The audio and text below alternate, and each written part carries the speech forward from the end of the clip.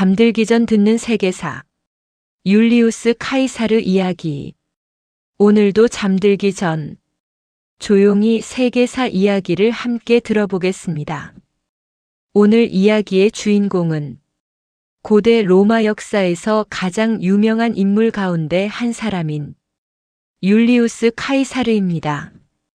카이사르는 기원전 100년에 태어나 기원전 44년에 세상을 떠난 인물입니다.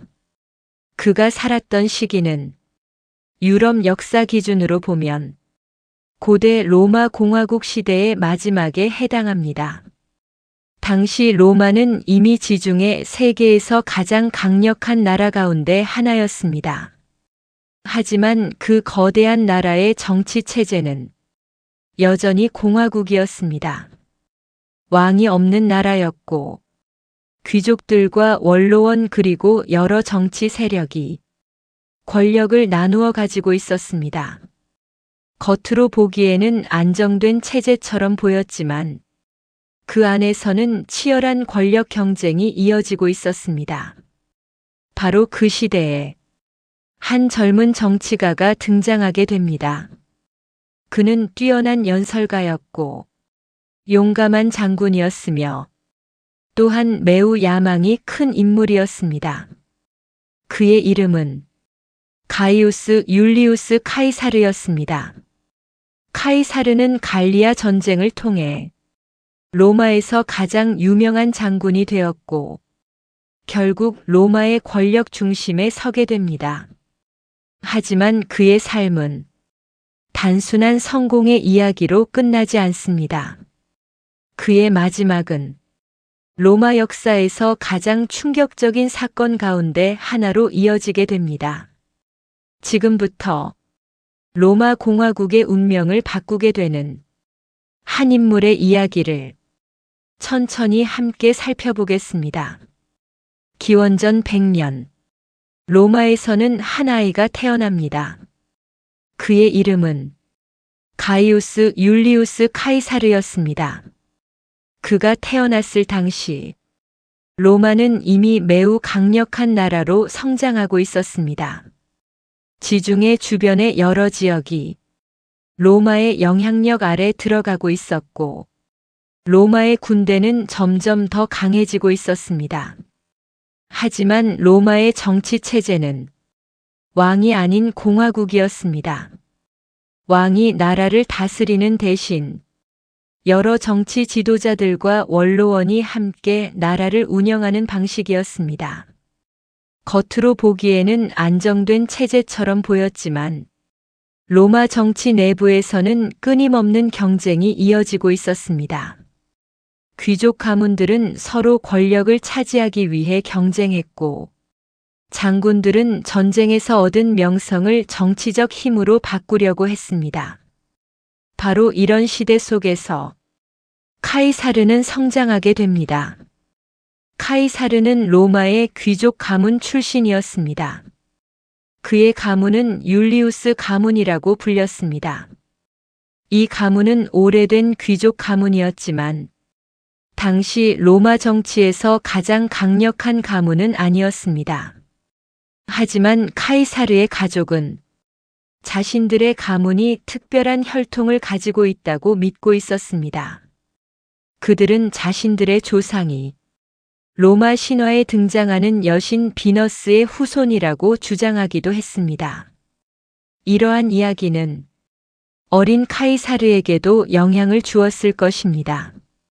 그는 어린 시절부터 자신이 평범한 인물이 아니라 큰 일을 할 운명을 가진 사람이라고 생각했을지도 모릅니다. 하지만 그의 성장 과정은 항상 평탄한 것만은 아니었습니다. 카이사르가 젊은 시절을 보내던 시기, 로마에서는 매우 격렬한 정치 갈등이 벌어지고 있었습니다. 당시 로마에는 두 개의 정치 세력이 존재했습니다. 하나는 귀족 중심의 정치 세력이었고 또 하나는 평민의 권리를 강조하는 정치 세력이었습니다. 이 두 세력 사이의 갈등은 때때로 매우 격렬한 충돌로 이어지기도 했습니다. 그리고 결국 로마에서는 내전과 같은 정치적 혼란이 벌어지게 됩니다. 이 혼란 속에서 한 강력한 장군이 등장하게 됩니다. 그의 이름은 술라였습니다. 술라는 군대를 이끌고 로마로 들어와 권력을 장악하게 됩니다. 그는 로마 역사에서 매우 중요한 인물이었습니다. 술라는 자신에게 반대하는 정치 세력들을 강하게 탄압하기 시작합니다. 그의 통치 아래에서 많은 정치가들이 목숨을 잃거나 로마를 떠나야 했습니다. 그리고 이 시기에 젊은 카이사르 역시 위험한 상황에 놓이게 됩니다. 카이사르는 술라와 정치적으로 가까운 인물이 아니었기 때문입니다. 술라는 카이사르에게 아내와 이혼하라고 요구하기도 했습니다. 하지만 카이사르는 그 요구를 거부합니다. 이 선택은 매우 위험한 결정이었습니다. 결국 그는 로마를 떠나 잠시 도망자의 삶을 살게 됩니다. 하지만 이 경험은 그에게 중요한 교훈을 남기게 됩니다. 로마의 권력 세계는 매우 냉혹한 곳이라는 사실을 그는 젊은 나이에 이미 깨닫게 되었기 때문입니다. 이후 카이사르는 다시 로마로 돌아오게 됩니다. 그리고 점점 정치와 군사 활동 속으로 들어가기 시작합니다. 그는 연설 능력과 정치 감각을 바탕으로 로마 정치에서 점점 존재감을 드러내기 시작합니다. 아직 젊은 정치가였지만 많은 사람들은 이미 그가 특별한 인물이라는 것을 느끼기 시작합니다. 그리고 시간이 지나면서 그의 이름은 점점 더 널리 알려지게 됩니다. 하지만 카이사르의 진짜 이야기는 아직 시작에 불과했습니다. 훗날 그는 로마 역사에서 가장 유명한 장군 가운데 한 사람이 되고 결국 로마 공화국의 운명을 바꾸는 인물이 됩니다. 그리고 그 길은 지금부터 조금씩 시작되고 있었습니다. 해적에게 붙잡힌 청년 카이사르. 젊은 시절의 카이사르는 이미 로마 정치에 조금씩 발을 들여놓고 있었습니다. 하지만 그의 인생에서 예상하지 못한 사건이 한 번 더 발생하게 됩니다. 기원전 75년경 카이사르는 학문을 더 배우기 위해 그리스 지역으로 여행을 떠나게 됩니다. 당시 많은 로마 귀족 청년들은 그리스에서 수사학과 철학을 배우며 정치가로서의 능력을 키우곤 했습니다. 하지만 이 여행 도중 예상하지 못한 사건이 벌어집니다. 지중해를 항해하던 그의 배가 해적들에게 붙잡히게 된 것입니다. 당시 지중해에서는 해적 활동이 매우 활발했습니다. 상선이나 여행자들을 납치해 몸값을 요구하는 일이 자주 벌어지고 있었습니다. 카이사르 역시 해적들에게 붙잡혀 포로가 됩니다. 해적들은 그의 몸값으로 은 20탈렌트를 요구합니다. 하지만 이때 카이사르는 놀라운 반응을 보입니다. 그는 해적들에게 이렇게 말합니다. 자신의 몸값이 너무 적게 책정되었다는 것이었습니다. 그는 오히려 50탈렌트를 요구하라고 말합니다. 해적들은 이 젊은 귀족의 당당한 태도에 놀라게 됩니다. 포로가 되었음에도 불구하고 카이사르는 전혀 두려워하는 모습을 보이지 않았습니다. 그는 해적들과 함께 지내는 동안에도 마치 자신이 그들의 상관인 것처럼 행동했습니다. 시를 읽어주기도 하고 연설을 하기도 했습니다. 그리고 해적들이 그의 말을 진지하게 듣지 않으면 그들을 꾸짖기도 했습니다. 심지어 그는 농담처럼 이런 말을 하기도 합니다. 자신이 풀려나면 반드시 다시 돌아와 해적들을 처벌하겠다는 말이었습니다. 결국 몸값이 지불되면서 카이사르는 풀려나게 됩니다. 하지만 이야기는 여기서 끝나지 않습니다. 카이사르는 약속을 지키기 위해 실제로 군대를 모으게 됩니다. 그리고 다시 바다로 나가 해적들을 추적합니다. 결국 그는 해적들을 붙잡는 데 성공합니다. 그리고 그들을 처형하게 됩니다. 이 사건은 카이사르의 성격을 잘 보여주는 이야기로 전해지고 있습니다. 그는 젊은 시절부터 이미 매우 대담하고 자신감 있는 인물이었습니다. 시간이 지나면서 카이사르는 로마 정치의 중심으로 조금씩 들어가기 시작합니다. 그는 뛰어난 연설 능력을 가지고 있었고 많은 사람들에게 강한 인상을 남겼습니다. 로마에서는 정치가가 되기 위해 여러 공직을 거쳐야 했습니다. 카이사르 역시 이러한 과정을 차례로 밟아 나가기 시작합니다. 그는 법무관과 행정관 같은 직책을 맡으며 점점 정치적 경험을 쌓아갑니다. 또한 그는 대중의 지지를 얻는 데에도 매우 능숙했습니다. 카이사르는 로마 시민들에게 인기가 많은 정치가였습니다. 그는 화려한 행사와 경기들을 열어 시민들의 관심을 끌었고 사람들에게 자신을 알리기 위해 많은 노력을 했습니다. 하지만 이러한 활동에는 많은 돈이 필요했습니다. 카이사르는 점점 많은 빚을 지게 됩니다. 그럼에도 불구하고 그는 정치적 영향력을 계속 키워나갑니다. 그의 이름은 점점 로마 정치에서 중요한 인물로 언급되기 시작합니다. 그리고 그의 인생에서 중요한 새로운 동맹이 등장하게 됩니다. 삼두 정치. 로마 정치에서는 혼자 힘으로 권력을 얻는 일이 쉽지 않았습니다. 그래서 카이사르는 두 명의 강력한 인물과 손을 잡게 됩니다. 그 인물들은 바로 폼페이우스와 크라수스였습니다. 폼페이우스는 로마에서 가장 유명한 장군 가운데 한 사람이었습니다. 그는 여러 전쟁에서 승리를 거두며 큰 명성을 얻고 있었습니다. 크라수스는 로마에서 가장 부유한 사람 가운데 한 사람이었습니다. 막대한 재산을 가진 그는 정치에서도 강한 영향력을 가지고 있었습니다. 이 세 사람은 서로 협력하기로 합니다.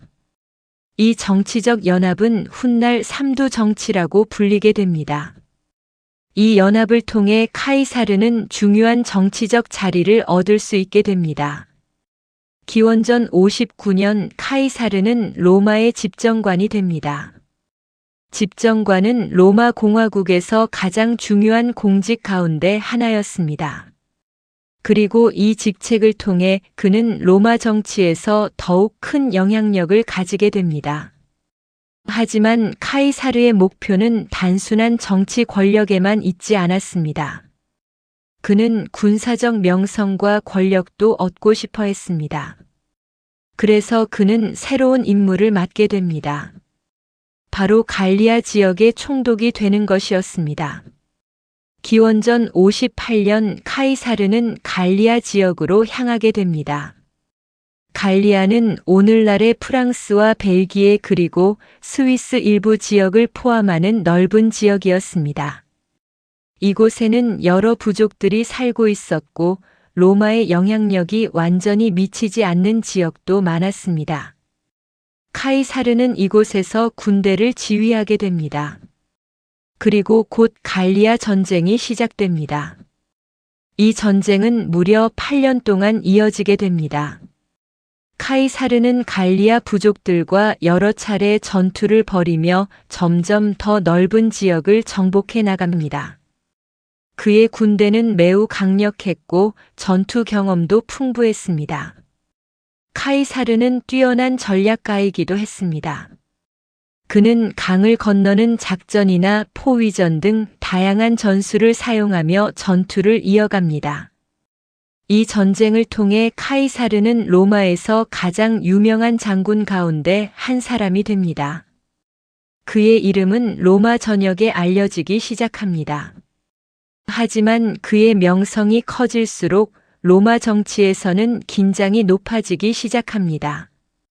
카이사르가 너무 강해지고 있었기 때문입니다. 그리고 결국 로마에서는 새로운 갈등이 시작됩니다. 그 갈등은 결국 로마 공화국 전체를 뒤흔드는 사건으로 이어지게 됩니다. 갈리아 정복. 갈리아 전쟁이 시작된 이후 카이사르는 빠르게 전투를 이어가기 시작합니다. 갈리아 지역은 하나의 나라가 아니라 여러 부족들이 흩어져 살고 있는 지역이었습니다. 각 부족들은 서로 동맹을 맺기도 하고 때로는 서로 전쟁을 벌이기도 했습니다. 이러한 상황은 로마 군대에게 기회가 되기도 했습니다. 카이사르는 부족들 사이의 갈등을 이용하며 하나씩 상대를 무너뜨려 나가기 시작합니다. 그의 군대는 매우 조직적이었습니다. 로마 군단은 당시 세계에서 가장 체계적인 군대 가운데 하나였습니다. 병사들은 엄격한 훈련을 받았고 명령 체계도 분명했습니다. 또한 로마 군단은 전투뿐 아니라 공사 능력도 뛰어났습니다. 그들은 필요하면 빠르게 다리를 만들고 요새를 세우며 전투 준비를 할 수 있었습니다. 카이사르는 이러한 군단의 능력을 최대한 활용합니다. 그는 갈리아의 여러 부족들과 싸우며 점점 더 넓은 지역을 장악하게 됩니다. 전투가 이어질수록 그의 명성은 로마에서 점점 더 커지기 시작합니다. 갈리아 전쟁은 단순한 군사 작전이 아니라 카이사르의 정치적 기반을 만들어주는 사건이기도 했습니다.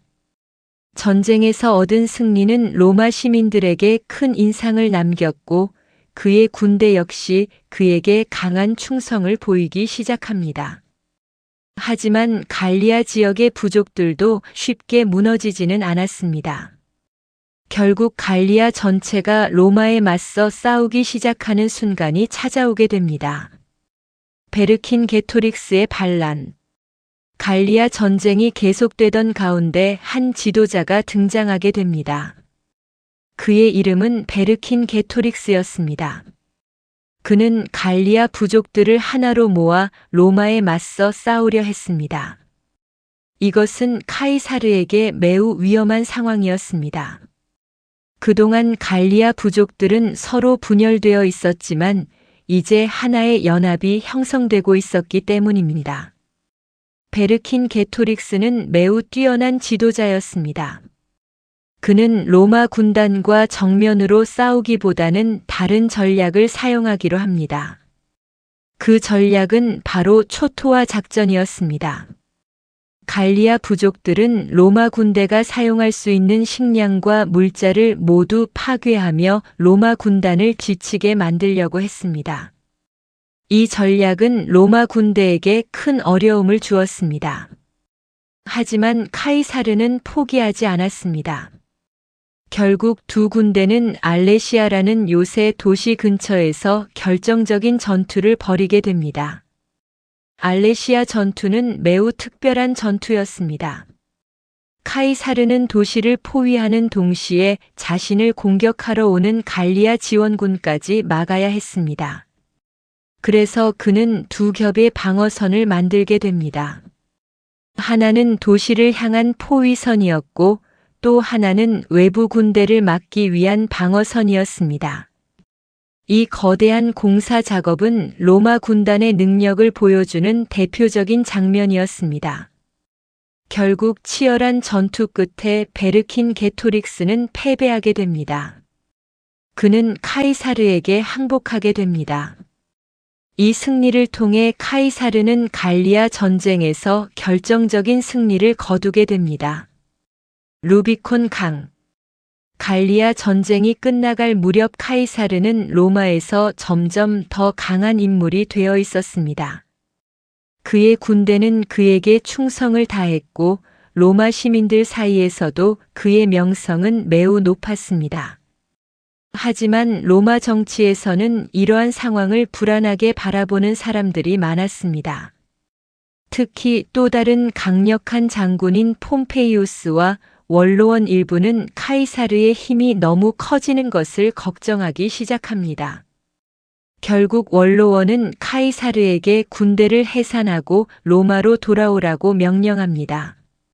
하지만 이것은 단순한 명령이 아니었습니다. 군대를 해산한 채 로마로 돌아간다면 그는 정치적 공격을 받을 가능성이 매우 높았기 때문입니다. 카이사르는 매우 중요한 선택의 순간에 서게 됩니다. 기원전 49년 그는 군대를 이끌고 루비콘 강 앞에 도착합니다. 루비콘 강은 갈리아와 로마 본토를 나누는 경계선이었습니다. 로마의 장군이 군대를 이끌고 이 강을 건너는 것은 반란으로 간주되었습니다. 강을 건너는 순간 로마 내전이 시작되는 것이었습니다. 카이사르는 잠시 생각한 뒤 결국 결정을 내립니다. 그리고 군대를 이끌고 루비콘 강을 건너게 됩니다. 이때 전해지는 유명한 말이 있습니다. 주사위는 던져졌다. 이 결정은 로마 역사 전체를 바꾸는 사건이 됩니다. 루비콘 강을 건넌 순간 로마는 내전에 들어가게 됩니다. 카이사르의 군대는 빠르게 로마로 향합니다. 폼페이우스와 원로원 세력은 상황을 보고 로마를 떠나 동쪽으로 이동하게 됩니다. 이제 로마 세계 전체가 전쟁 속으로 들어가게 됩니다. 카이사르는 빠르게 이탈리아를 장악합니다. 그 이후 그는 스페인과 그리스 지역에서도 전투를 이어갑니다. 결정적인 전투는 기원전 48년 파르살로스 전투에서 벌어집니다. 이 전투에서 카이사르는 폼페이우스의 군대를 상대로 승리를 거두게 됩니다. 폼페이우스는 전투에서 패배한 뒤 이집트로 도망가게 됩니다. 하지만 그곳에서 그는 예상하지 못한 운명을 맞이하게 됩니다. 폼페이우스는 결국 이집트에서 죽음을 맞이하게 됩니다. 이 사건 이후 카이사르는 로마 세계에서 가장 강력한 인물이 됩니다. 클레오파트라. 폼페이우스와의 전쟁이 끝난 뒤 카이사르는 이집트로 향하게 됩니다. 이집트는 당시 로마의 중요한 동맹국 가운데 하나였습니다. 하지만 이집트 내부에서는 왕위 계승 문제로 갈등이 벌어지고 있었습니다. 이집트의 왕가에서는 어린 왕 프톨레마이오스 13세와 그의 누이 클레오파트라 사이에서 권력 다툼이 일어나고 있었습니다. 카이사르가 이집트에 도착했을 때 그는 예상하지 못한 사건을 접하게 됩니다. 폼페이우스가 이미 이집트에 도착해 있었지만 이집트 왕의 신하들이 그를 죽여버린 것이었습니다. 그들은 카이사르에게 잘 보이기 위해 그런 행동을 한 것이었습니다. 하지만 카이사르는 그 행동을 매우 불쾌하게 생각합니다. 폼페이우스는 비록 그의 정치적 적이었지만 한때 로마의 위대한 장군이었기 때문입니다. 이집트에 머무르는 동안 카이사르는 클레오파트라를 만나게 됩니다. 클레오파트라는 매우 뛰어난 정치 감각을 가진 여왕이었습니다. 그녀는 로마의 힘을 이용해 자신의 왕위를 되찾고 싶어 했습니다. 결국 카이사르는 클레오파트라를 지원하기로 결정합니다. 이 선택은 이집트 내부 전쟁으로 이어지게 됩니다. 전투 끝에 클레오파트라는 왕위에 오르게 됩니다. 그리고 그녀는 이후 오랫동안 이집트를 통치하게 됩니다. 이집트에서의 사건이 끝난 뒤 카이사르는 다시 로마 세계의 중심으로 돌아오게 됩니다. 그는 이미 로마 내전에서 가장 강력한 승리를 거둔 장군이 되어 있었습니다. 폼페이우스와의 전쟁에서 승리한 이후 그의 영향력은 매우 커져 있었습니다. 로마 시민들 사이에서도 그의 명성은 매우 높았고 많은 병사들은 그에게 깊은 충성을 가지고 있었습니다. 로마 원로원 역시 이러한 상황을 인정할 수밖에 없었습니다. 결국 원로원은 카이사르에게 여러 특별한 권한을 부여하기 시작합니다. 그는 여러 차례 집정관을 맡게 되었고 동시에 독재관이라는 직책도 맡게 됩니다. 독재관은 원래 위기 상황에서만 잠시 임명되는 특별한 직책이었습니다. 하지만 카이사르는 이 직책을 더 오랫동안 유지하게 됩니다. 그리고 결국 그는 종신 독재관이라는 지위를 얻게 됩니다. 이것은 로마 공화국 역사에서 매우 특별한 일이었습니다. 로마는 원래 왕이 없는 나라였기 때문입니다. 오랜 옛날 로마 사람들은 왕정을 몰아내고 공화국을 세웠습니다. 그래서 로마 정치에서는 한 사람이 지나치게 많은 권력을 가지는 것을 매우 경계했습니다. 하지만 현실적으로 카이사르의 힘은 이미 매우 강해져 있었습니다. 그는 군대를 장악하고 있었고 정치에서도 큰 영향력을 가지고 있었습니다. 많은 사람들은 이제 로마가 사실상 한 사람의 지도 아래 움직이고 있다고 느끼기 시작합니다. 그리고 이러한 변화는 로마 정치 내부에서 점점 불안감을 만들어내기 시작합니다. 권력을 장악한 이후 카이사르는 단순히 권력을 유지하는 것에만 관심을 두지 않았습니다. 그는 로마 사회를 정리하고 여러 개혁을 추진하기 시작합니다. 당시 로마는 매우 넓은 영토를 가지고 있었지만 행정 체계는 아직 완전히 정비되지 않은 상태였습니다. 그래서 여러 지역에서 행정 문제가 발생하기도 했습니다. 카이사르는 이러한 문제를 해결하기 위해 새로운 제도를 도입하기 시작합니다. 그는 원로원의 인원을 늘려 정치 구조를 조정했고 지방 행정 체계도 정리하려고 했습니다. 또한 많은 로마 시민들을 새로운 식민 도시로 이주시켜 인구 문제를 해결하려 했습니다. 이러한 정책은 로마 제국의 기반을 강화하는 데 중요한 역할을 하게 됩니다. 카이사르가 추진한 개혁 가운데 가장 유명한 것 중 하나는 달력 개혁이었습니다. 당시 로마 달력은 매우 복잡하고 정확하지 않았습니다. 그래서 계절과 날짜가 맞지 않는 문제도 발생하고 있었습니다. 카이사르는 이 문제를 해결하기 위해 새로운 달력을 만들게 됩니다. 이것이 바로 율리우스 달력입니다. 이 달력은 훗날 유럽에서 오랫동안 사용되게 됩니다. 이처럼 카이사르는 단순한 장군이 아니라 행정가로서도 여러 변화를 만들고 있었습니다. 하지만 그의 권력이 커질수록 로마 정치에서는 또 다른 긴장이 생겨나고 있었습니다. 카이사르의 권력이 커질수록 로마 정치 내부에서는 여러 가지 걱정이 나타나기 시작합니다. 많은 원로원 의원들은 그가 결국 왕이 되려고 하는 것이 아닌지 의심하기 시작합니다.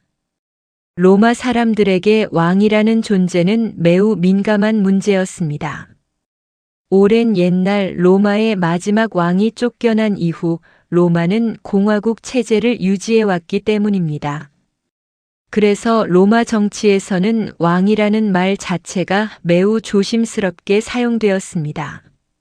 하지만 카이사르에게는 점점 더 많은 명예와 권력이 주어지고 있었습니다. 그는 특별한 의자에 앉을 권리를 받았고 여러 행사에서 특별한 대우를 받기도 했습니다. 또한 그의 동상이 로마 여러 곳에 세워지기 시작했습니다. 이러한 변화는 일부 정치가들에게 큰 불안감을 주게 됩니다. 그들은 로마 공화국이 점점 사라지고 있다고 느끼기 시작합니다. 그리고 결국 일부 원로원 의원들은 매우 위험한 결정을 내리게 됩니다. 그들은 카이사르를 제거해야 한다고 생각하기 시작합니다. 3월의 이드.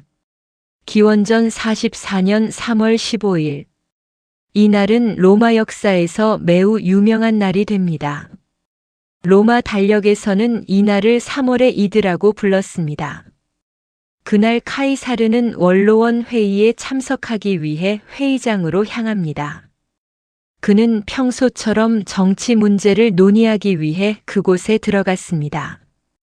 하지만 그곳에는 이미 음모가 준비되어 있었습니다. 여러 원로원 의원들이 함께 그를 공격하기로 계획하고 있었던 것입니다. 카이사르가 회의장에 들어가자 그들은 하나씩 그에게 다가갑니다. 그리고 갑자기 그를 공격하기 시작합니다. 이 공격에는 여러 사람들이 참여하고 있었습니다. 그 가운데는 카이사르가 신뢰하던 인물들도 포함되어 있었습니다. 그 중에서도 가장 유명한 인물이 바로 브루투스였습니다. 결국 카이사르는 원로원 회의장 안에서 목숨을 잃게 됩니다. 이 사건은 로마 역사에서 가장 충격적인 정치 사건 가운데 하나로 기록됩니다. 카이사르 이후의 로마. 카이사르의 죽음은 로마에 큰 충격을 가져옵니다. 하지만 그의 죽음이 로마의 평화를 가져온 것은 아니었습니다. 오히려 로마는 더 큰 혼란 속으로 들어가게 됩니다. 카이사르를 제거한 사람들은 공화국을 지키기 위해 그런 행동을 했다고 생각했습니다. 하지만 현실은 그들의 예상과 달랐습니다. 카이사르를 지지하던 많은 사람들은 분노하게 됩니다. 그리고 로마에서는 다시 권력을 둘러싼 경쟁이 시작됩니다. 이 과정에서 카이사르의 양자였던 옥타비아누스라는 젊은 인물이 등장하게 됩니다. 그는 훗날 로마 역사에서 매우 중요한 인물이 됩니다. 결국 여러 차례 전쟁과 정치적 끝에 로마 공화국은 막을 내리게 됩니다. 그리고 새로운 시대가 시작됩니다. 그것이 바로 로마 제국의 시대였습니다. 오늘 우리는 로마 공화국의 역사 속에서 가장 유명한 인물 가운데 한 사람인 율리우스 카이사르의 이야기를 함께 살펴보았습니다. 귀족 가문에서 태어난 한 젊은 정치가는 수많은 전쟁과 정치적 경쟁 속에서 결국 로마 세계의 중심에 서게 됩니다. 갈리아 전쟁을 통해 그는 위대한 장군으로 이름을 알렸고 루비콘 강을 건너며 로마 역사의 흐름을 바꾸게 됩니다. 하지만 그의 권력은 결국 많은 두려움과 갈등을 불러오게 됩니다. 그리고 그 긴 이야기는 원로원에서 벌어진 한 사건으로 끝나게 됩니다. 하지만 카이사르의 이야기는 거기서 끝나지 않습니다. 그의 죽음 이후 로마는 새로운 시대를 향해 움직이기 시작합니다. 공화국의 시대가 끝나고 제국의 시대가 시작되는 것입니다. 지금까지 잠들기 전 듣는 세계사였습니다. 오늘의 이야기가 편안한 밤의 시간이 되었기를 바랍니다. 다음 시간에는 또 다른 세계사의 이야기로 찾아오겠습니다. 편안한 밤 되시길 바랍니다. 지금까지 하루 30초 교양 역사였습니다. 도움이 되셨다면 구독, 좋아요, 알림 부탁드립니다.